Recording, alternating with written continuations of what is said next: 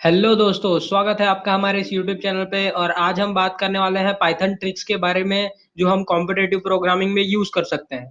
तो गाइस शुरू करते हैं। तो सबसे पहले हमारे पाइथन में दो ही इशू हमने नॉर्मली फेस करते हैं। पहला इशू तो ये है कि हम टीएलई का प्रॉब्लम फेस करते हैं। और दूसरा इशू ये है कि हमारा मैप डेप्थ रिकर्शन जो है, वो जो डीप रिकर्शन होता है वो फेल्ड हो जाता है। दैट मीन्स कि अगर कोई बहुत बड़ा रिकर्शन चल रहा है जैसे डीएफएस हो गया, तो बड़े डीएफएस में पाइथन रन टाइम एरर देता है। और टीएलई इशू भी हमने देखा है बहुत सारे पाइथन कोड में, जैसे कि सेम लॉजिक हम सी प्लस प्लस में लिखें और सेम लॉजिक पाइथन में लिखें तो पाइथन में टीएलई आ जाती है।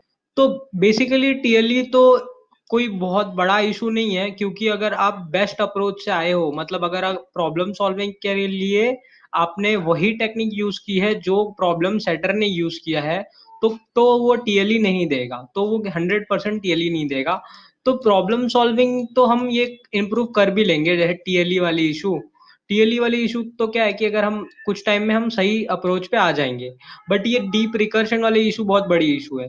और साथ में ये टीएलई को भी हटाने का कुछ तरीका है, टिप्स एंड ट्रिक्स है, जो मैं अभी आपको बताने वाला हूँ।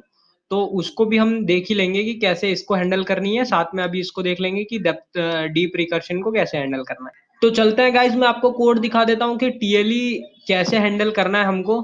तो गाइज ये क्वेश्चन है कोड फोर्सेस के राउंड 661 का। तो ये div 3 का क्वेश्चन है। तो मैं आपको div 3 का क्वेश्चन क्यों दिखा रहा हूँ, क्योंकि इजी क्वेश्चंस पे अगर नहीं चल रहे हैं, टीएलई आ रही है, तो बड़े क्वेश्चन पे तो आएगा ही। तो ये इसके लिए मैंने आपको सबसे छोटा क्वेश्चन लिया है जिसपे टीएलई आप मतलब आ रहा है। तो देखिए हम सबमिट करने पे जाएंगे कोड। तो पहले से कोड कॉपी कर लिया हुआ, मतलब कोड बना लिया हुआ मैंने। फिर ये देखिए आपने यहाँ पे मैंने कोड लिखा। तो गाइस देखिए हमने पाइथन 3.72 में सबमिट कर रहे हैं हम। फिलहाल पाइथन 3 में सबमिट कर रहे हैं हम। तो गाइस यहाँ पे आप देख सकते हैं कि टाइम लिमिट एक्सीड हो गई है टेस्ट केस 3 पे। Same code. तो गाइस देखिए सेम कोड में अगर पीवाई 3 में सबमिट कर रहा हूँ तो क्या होता है। तो यार ये एक्सेप्ट हो गया। तो आपने देख लिया कि ये पीवाई 3 में, पाइथन 3 में एक्सेप्ट नहीं हुआ और पीवाई 3 में एक्सेप्ट हो गया। तो गाइज ये एक और क्वेश्चन है, ये क्वेश्चन है कोडसेफ का। तो यहाँ पे भी सेम टीएलई प्रॉब्लम है जिसको हम सॉल्व करेंगे। तो यार मैंने यहाँ पे कोड डाला। फिर कोड में अगर यहाँ पे सबमिट करता हूँ, तो मैंने इस बार तो पाइथन 3.5 में ही सबमिट किया है सीधा। तो देखिए अब यहाँ पे क्या होता है। तो गाइज यहाँ पे टाइम लिमिट एक्सीड आ गया। तो इसको सॉल्व करने के लिए कुछ और तरीका है हमारे पास, तो वो भी लगाते हैं। तो गाइज ये गिटहब पे एक पायराइवल करके एक रिपोजिटरी है जिससे आप टेम्पलेट्स ले सकते हैं, जो फास्ट इनपुट आउटपुट प्रोवाइड करता है। तो यार इनको थैंक्स हमको बोलना चाहिए। और फिर यहाँ देखिए आप टेम्पलेट में जाके आप यहाँ से टेम्पलेट उठा सकते हैं। तो सेम कोड पे मैं टेम्पलेट लगा के भी सबमिट करके दिखाता हूँ आपको। तो गाइस इस बार सेम कोड में हमने टेम्पलेट लगा दिए। फिर टेम्पलेट लगा के अगर हम सबमिट करते हैं कोड को, तो देखिए, तो गाइस आंसर सबमिट हो गया। तो बेसिकली इससे हमें ये समझने मिलता है यार कि सबसे पहले तो आप पाइथन 3 में सबमिट कीजिए, फिर पीवाई 3 में अगर टाइम लिमिट एक्सीड का प्रॉब्लम है। तो अगर स्टिल प्रॉब्लम है तो फिर ये टेम्पलेट डालिए। और टेम्पलेट के बाद स्टिल प्रॉब्लम है तो यार सी प्लस प्लस शिफ्ट होना ही बेस्ट ऑप्शन है हमारे पास, ठीक है। तो गाइज वो सब करने के बाद हमको ये समझ में आया कि अगर हमारा कोड टीएलई दे रहा है, तो सबसे पहले तो आप पीवाई 3 में सबमिट करके चेक कर लीजिए। अगर पीवाई 3 में सबमिट करने के बाद भी अगर टीएलई दे रहा है, तो आप एक बार ये अप्लाई कर लीजिए फास्ट आईओ इनपुट आउटपुट, और इसके बाद आपका करेक्ट हो जाएगा। अगर स्टिल नहीं हो रहा है तो यार सी प्लस प्लस ही लास्ट ऑप्शन है। या फिर आप समझिए कि आपकी लॉजिक में कुछ प्रॉब्लम है, थोड़ा सा और इम्प्रूव करेंगे लॉजिकली तो सही हो जाएगा, ठीक है। तो अब अगला प्रॉब्लम है कि डीप रिकर्शन। जब भी आप डेप्थ फर्स्ट सर्च लगाएंगे और बड़ी डेप्थ फर्स्ट सर्च, तो रिकर्शन लिमिट आ जाएगा। तो पाइथन की कुछ लिमिटेड रिकर्शन है, मतलब वो एक बार रिकर्शन में जाएगा फिर दो बार जाएगा, वैसे ही उसके पास कुछ लिमिट है। तो वो लिमिट तक ही रिकर्शन के अंदर जा सकता है, उससे ज्यादा नहीं जा सकता। तो हमको वो रिकर्शन लिमिट अगर थोड़ी बढ़ानी है, तो कैसे बढ़ाएंगे। तो चलते हैं उसको भी कोड के नजर। तो गाइज रिकर्शन को समझने के लिए हमने लिया है Safina and strange tree problem. तो ये प्रॉब्लम हमारे चैनल पे इसकी सॉल्यूशन भी अवेलेबल है। तो गाइज इसके सॉल्यूशन को आप देख के भी समझ सकते हैं कि क्या प्रॉब्लम हमको आ सकती है। तो साथ में मैं आपको दिखाता हूँ, चलते हैं सॉल्यूशन इसके सबमिशन की तरफ। तो गाइज यहाँ पे हमने ऑलरेडी कोड लिखा हुआ है। तो अभी हमने इसको पाइथन 3.5 में लिया हुआ है। तो और साथ में ही हमने ये कोड पूरा लिख लिया हुआ है, तो इसको सबमिट करके देख। तो गाइज आप कोड में देख सकते हैं कि अभी हमको यहाँ पे कुछ रन टाइम एरर आ रहा है काफी लाइन में। तो आप यहाँ पे देख सकते हैं कि स्टार्टिंग के 2 सब टास्क सही है, उसके बाद सारे सब टास्क में रन टाइम एरर, और बीच में का एक ये 14th वाला सब टास्क सही है। तो स्टार्टिंग के 2 और 14, तो स्टार्टिंग के 7 और 8 सही है, और बाद में 14 सही है।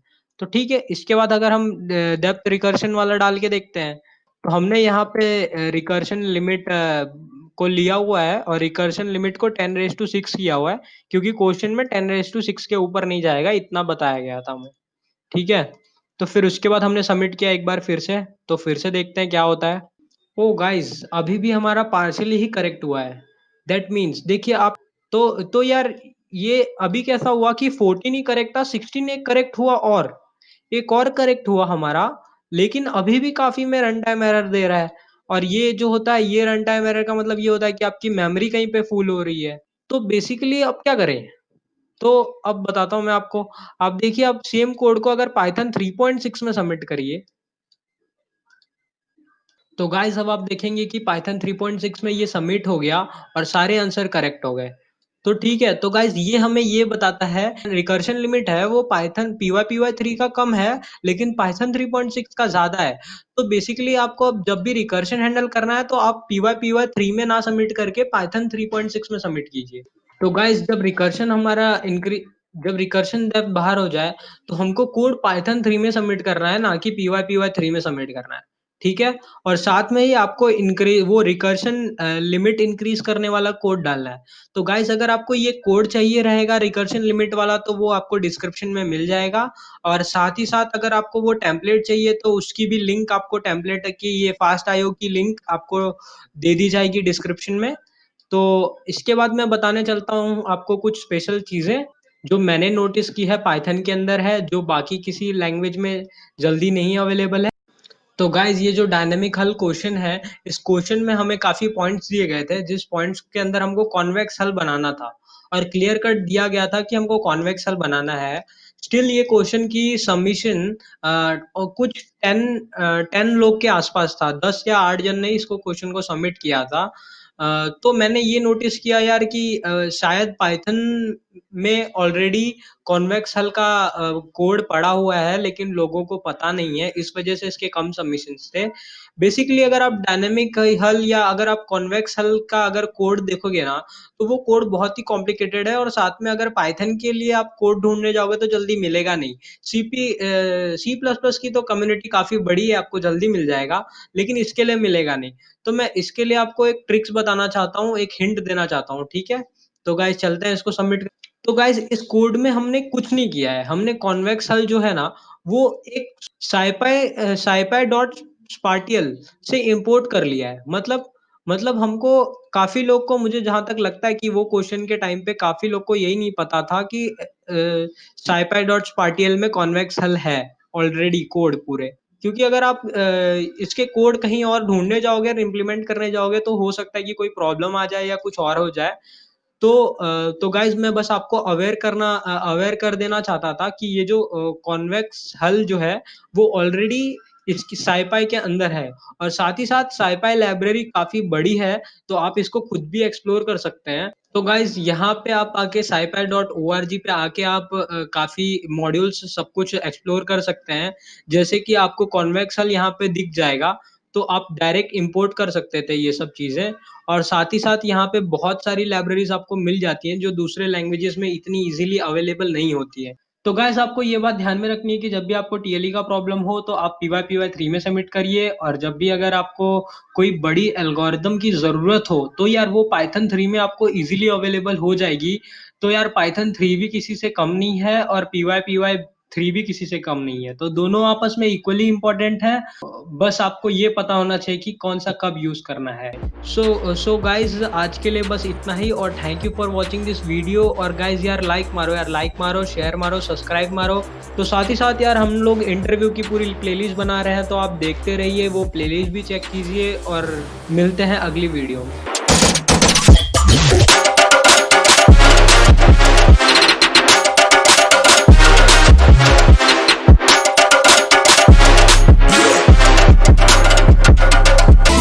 Don't stop chasing your dreams.